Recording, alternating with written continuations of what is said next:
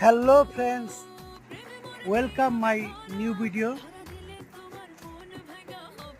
আজকে আপনাদের দেখাবো আমাদের কেরানীগঞ্জের ঘাটারচরের মধু সিটিতে অবস্থিত একটি সুন্দর ক্যাফে, গ্রিন ভ্যালি। আমরা বন্ধু বান্ধব সেখানে গিয়েছিলাম। তাদের যে ডেকোরেশন খুব সুন্দর, চমৎকার একটা ভিউ পাওয়া যায়। মেঘলা দিনে বারবিকিউ খুব সুস্বাদু হয়। আমরা সেজন্য গিয়েছিলাম সেখানে। বারবিকিউ প্লেস আলাদা।